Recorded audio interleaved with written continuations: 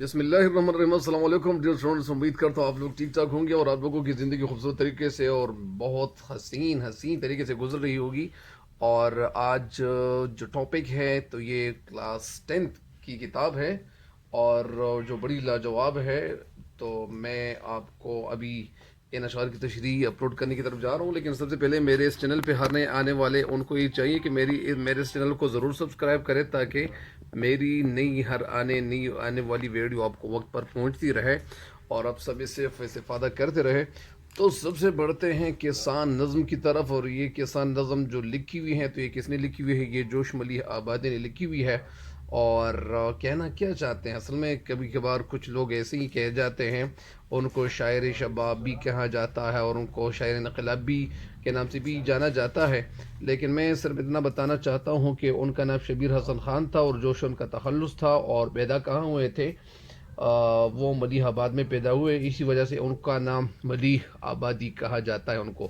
تو وہ کب پیدا ہوئے؟ 1892 میں، اور وفات ان کی جو ہوئی تھی تو وہ 1982 میں ان کی وفات ہوئی تھی۔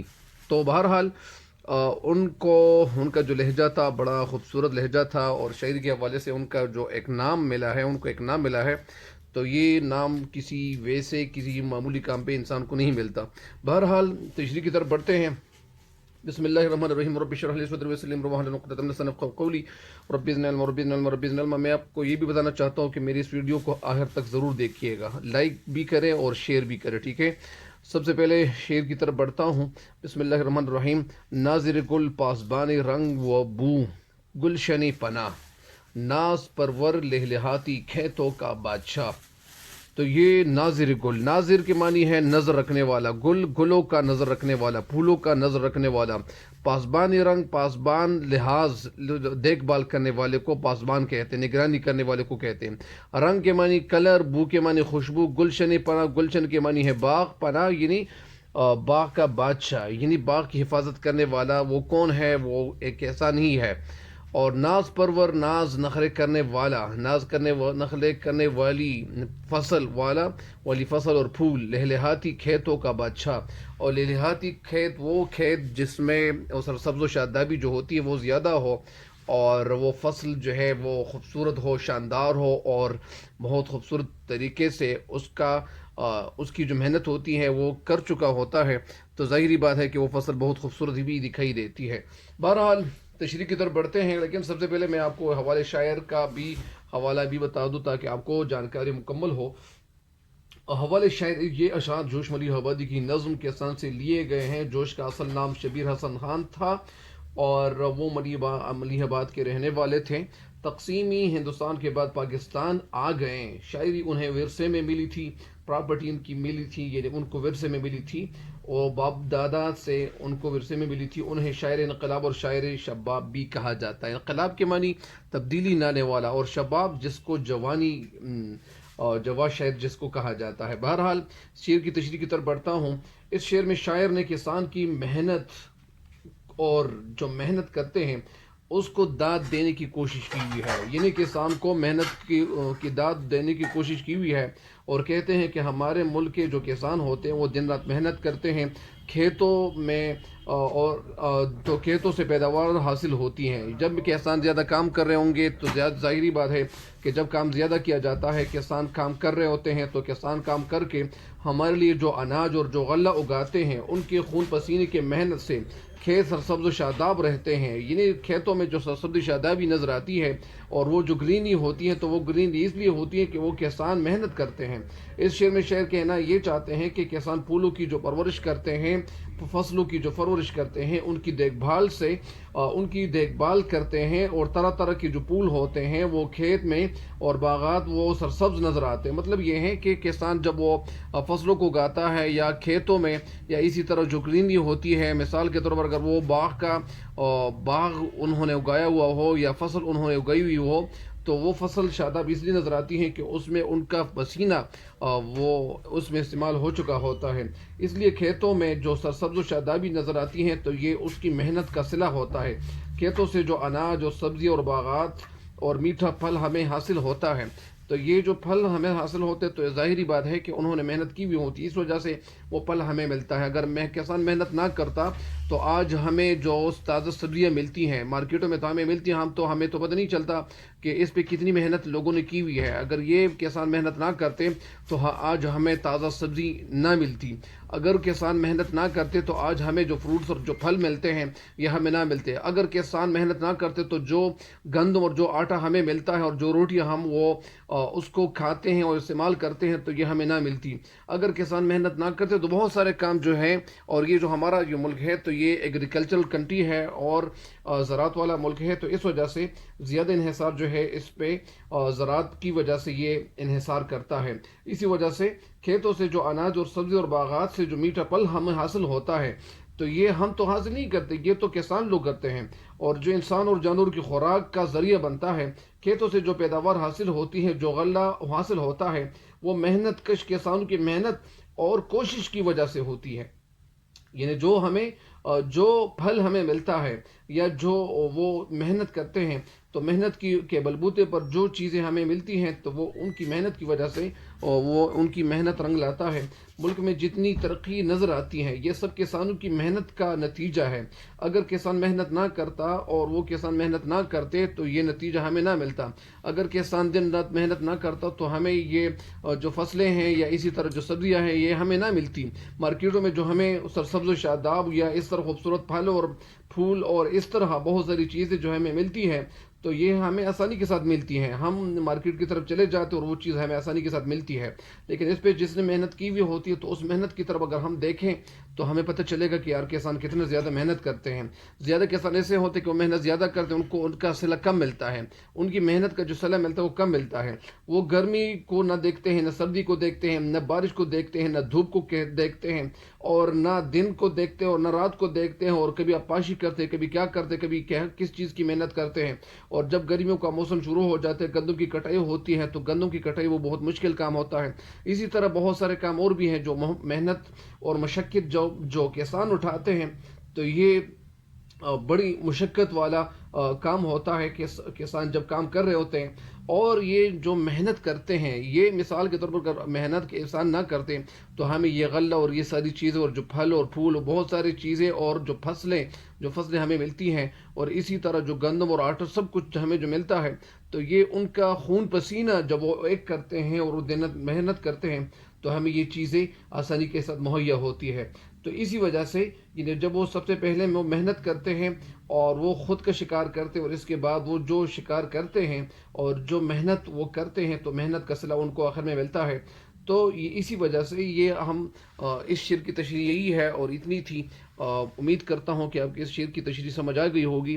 اگلے شعر کی طرف بڑھتا ہوں. وارثی اسرار فطرت. اسرار سر کی جمع ہے, وارث کے معنی پراپرٹی رکھنے والا, وراثت انہیریٹنس جس کو کہتے ہیں. فطرت کی جمع فطور ہے, فطرت کی جمع فطور یا فطرتیں بھی ہے, فطرات بھی ہے. فاتح امید و بیم. امید و بیم یعنی امید رکھنے والا. فاتح کے معنی فتح کرنے والا. محرم اسرار. محرم کے معنی چھپے ہوئے راز سے باخبر. اسرار بارہ یعنی بارہ کے معنی بارش, اسرار کے معنی چھپی ہوئی باتیں, اور محرم کے معنی آشنا یعنی باران کے موسم کو باران اور بارش کے موسم سے آگاہی حاصل کرنے والا انسان.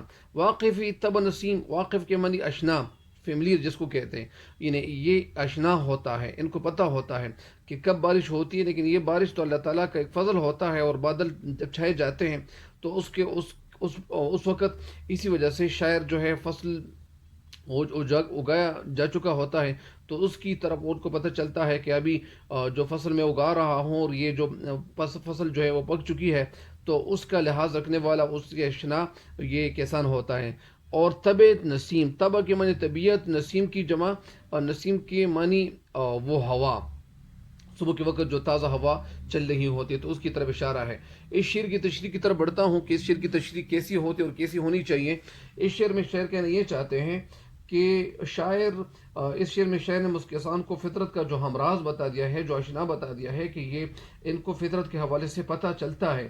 کس کو پتہ چلتا ہے؟ کسان کو پتہ چلتا ہے, کیونکہ وہ یہ بات اچھی طرح جانتا ہے. ان کو پتہ ہوتا ہے کہ کون سی فصل کب اگانی چاہیے, کب بونی چاہیے, کون سی جو فصل ہے وہ اس کا وقت کب ہوتا ہے, کب اسے پانی دینا چاہیے، کب اسے پانی نہیں دینا چاہیے، ان باتوں سے وہ خوب واقف ہوتا ہے۔ بارش کب ہوگی اور اس کا پانی کیسے جمع کر کے فصل کو دینا چاہیے، بارش سے ان کی امیدیں وابستہ ہوتی ہیں۔ کبھی کبھار کچھ جگہ ایسی بھی ہیں پاکستان میں، یا اسی طرح کچھ جگہ ایسی ہیں کہ وہاں بارشوں پہ ڈپینڈ ہوتا ہے۔ بہت سے جو فصلیں ہوتی ہیں تو وہ کچھ ریتلی زمینیں بھی ہیں بہت ساری، تو وہ زمینیں جو ہوتی ہیں وہاں لوگ گندم اگاتے ہیں، اور وہ گندم وہاں کھیتوں تک وہ پانی کی رسائی مشکل ہوتی ہے، اسی وجہ سے وہ کھیت وہ بارش کے محتاج ہوتے ہیں۔ اسی وجہ سے اسی طرف اشارہ کرتے ہیں شاید کہ اس کا پانی جیسے جمع کر دینا چاہیے۔ بارش سے اس کی امیدیں انسان کی، اسی طرح کسانوں کی امیدیں وابستہ ہوتی ہیں، جڑی ہوئی ہوتی ہیں کہ وقت پر بارش ہو جائے تو اس کی فصل خوب پھلنے پھولنے لگے گی، فصل کو خوب ترقی ملے گی۔ اور اگر وہ اولے پڑ جائیں یا اسی طرح جالا باری ہو جائے تو اس کی محنت پر وہ پانی پھر جائے گا۔ ظاہری بات ہے کہ جب جالا ہو جائے اور وہ برس جائیں تو یہ تو ایک آفت ہے، طوفانی آفت ہے، تو وہ فصل کو بہت زیادہ نقصان پہنچنے کا خطرہ ہوتا ہے۔ اس کی زندگی، ان کسان کی جو زندگی ہے تو وہ تو اللہ تعالیٰ پہ امید اور بھروسہ کرتے ہیں، لیکن یہاں جو فصل وہ اگاتے ہیں تو ان کی زندگی امید اور خوف کے سائے کے سائے سے یا اسی طرح سائے تلے وہ گزرتی ہے۔ اسی طرح کسان جو ہے وہ یہی امید رکھتا ہے کہ یار یہ فصل جب پکے گی اور یہ فصلوں کو پکنے کا جب وقت آئے گا تو اس وقت ان کو یہ اس کا صلہ ملے گا کہ وقت اور بے وقت بارش اگر وہ ہو جائے، طوفانی بارش ہو جائے، تو اس کے فصلوں کے لیے کون سی بارش خطرناک ہے اور کون سی خطرناک نہیں ہے۔ اسی وجہ سے فائدہ مند اور تباہ کن ثابت ہو سکتا ہے۔ کبھی کبھار ایسا بھی ہوتا ہے کہ بہت ساری فصلیں جو اگاتے ہیں یا اسی طرح کسان جو فصلیں اگاتے ہیں تو ان فصلوں کو پکنے سے پہلے کبھی کبھار وہ جالباری ہو جاتی ہے، تو وہ کسانوں کی جتنی محنت ہوتی ہے تو اس پہ پانی پھیر دیا جاتا ہے۔ ظاہری بات ہے کہ ان کا کوئی اور انکم سورسز وہ نہیں ہوتا اور ان کی جو زندگی ہے تو وہ اجیرن بن جاتی ہے، لیکن اس کے باوجود وہ بیچارے لگے ہوئے ہوتے اور وہ محنت کر رہے ہوتے ہیں، لیکن اس کے باوجود وہ محنت کا جو صلہ ان کو ایک دفعہ اگر اس فصل میں نہ ملے تو دوسری فصل میں ان کو اس کا صلہ اللہ تعالیٰ دے دیتا ہے، کیونکہ روزی اور رزق کا وعدہ تو اللہ تعالیٰ نے کیا ہوا ہے۔ جو انسان محنت کرتا ہے تو اس کی محنت کا صلہ ان کو ضرور ملتا ہے۔ آگے شعر کہنا یہ چاہتے کہ موسم کی جو تبدیلی ہے، موسم میں جو تبدل تغیر ہوتا ہے یا تبدیلی جو آتی ہے تو اس پہ بھی کا بھی ڈیپینڈ کرتا ہے۔ موسم کی تبدیلی کی وجہ سے فصلوں میں کبھی کبھار خرابی بھی آ جاتی ہے، کبھی کبھار وہ ایسے کیڑے مار دوائیں بھی ہوتی ہیں جو لوگ سپرے کرتے ہیں وہ فصلوں کو کیڑے مکوڑوں سے بچانے کے لیے، تو ان چیزوں سے بھی واقف ہوتا ہے۔ کون واقف ہوتا ہے؟ کسان۔ ظاہری بات ہے کہ وہ فصل وہ اگا کے وہ ان کو یہ اتنا تجربہ ہو چکا ہوتا ہے کہ فصلوں کی بوائی جو ہوتی ہے، فصلوں کو کب کاٹا جاتا ہے، کب کاٹنا چاہیے، اور اسی طرح بیج بونے، فصل کو پانی دینے، اسے خشک رکھنے اور فصل کو کاٹنے کے جو اوقات ہے، جو وقت ہے، تو اس سے بھی وہ کسان باخبر ہوتا ہے کہ کون سی فصل کب کاٹنی چاہیے، کب اگانی چاہیے، اور اسی وجہ سے ان چیزوں سے وہ باخبر ہوتا ہے۔ وہ زمین میں ہل بھی چلاتا ہے، اور ظاہری بات ہے کہ جب زمین کو ہل چلانے کی ضرورت پڑے گی تو وہ پہلے دور میں جو زیادہ تر لوگ بیلوں سے وہ ہل چلاتے تھے، آج کل تو ٹریکٹرز لوگ استعمال کرتے ہیں، تو وہ ٹریکٹر سے ہل چلایا جاتا ہے اور وہ زمین کو نرم بنایا جاتا ہے۔ کبھی کبھار زمین کی گوڑی کی جاتی ہے تاکہ وہ زمین زرخیز ہو اور زمین میں زرخیزی زیادہ ہو۔ کبھی کیمیائی کھاد لوگ استعمال کرتے ہیں، کبھی اور جو کھادیں مصنوعی کھاد، کبھی قدرتی کھاد وہ جو بیلوں اور جانور سے حاصل کیا جاتا ہے تو وہ لوگ ڈالتے ہیں تاکہ وہ زمین کی زرخیزی زیادہ ہو۔ تو ان ساری چیزوں سے، ساری باتوں سے کسان واقف ہوتا ہے۔ وہ زمین میں جب ہل چلاتا ہے اور بیج بونے کے لیے وہ اسے نرم کرتا ہے، گوڑی کرتا ہے، تو یہ سب اس کی محنت پہ منحصر ہوتا ہے۔ ساری باتیں یہ جو ڈیپینڈ کرتا ہے تو اس کی محنت پہ یہ ساری باتیں منتج ہوتی ہیں، نتیجہ خیز ہوتی ہیں اور ان کو فائدہ ملتا ہے۔ تب کہیں جا کر شہر کی جو سبزی منڈیاں ہوتی ہیں تو وہ اس میں رونق اس وجہ سے ہوتی ہے کہ بہت سارے لوگ ایسے ہوتے ہیں کہ وہ جب زیادہ محنت کرتے تو زیادہ محنت کا صلہ ان کو جب ملتا ہے تو وہ اس لیے ملتا ہے کہ انہوں نے بہت زیادہ محنت کی ہوئی ہوتی ہے۔ یعنی ایک انسان جب وہ محنت شروع کرتا ہے تو وہ آخر کار وہ محنت کا صلہ ضرور ملتا ہے۔ اور اسی وجہ سے اگر یہ لوگ کسان اگر محنت نہ کرتے تو آج کل جو سبزی منڈیاں ہے اسی طرح ان میں رونق نہ ہوتی، اس میں خوبصورتی نہ ہوتی، ان مارکیٹوں میں خوبصورتی نہ ہوتی، تو یہ ساری جو خوبصورتیاں ہے تو یہ انسان جو ہے اللہ تعالیٰ اس دنیا کا اور اس دنیا کا جو نظام ہے اللہ تعالیٰ لوگوں کے ذریعے سے چلا رہا ہے۔ تو بہرحال آج کے لیے اتنی تشریح کافی تھی، اور انشاءاللہ امید کرتا ہوں کہ آپ کو یہ تشریح سمجھ آ گئی ہوگی، اور مجھے بھی دعا میں یاد رکھیں. اللہ تعالیٰ آپ سب کا حامی و ناصر ہو. والسلام.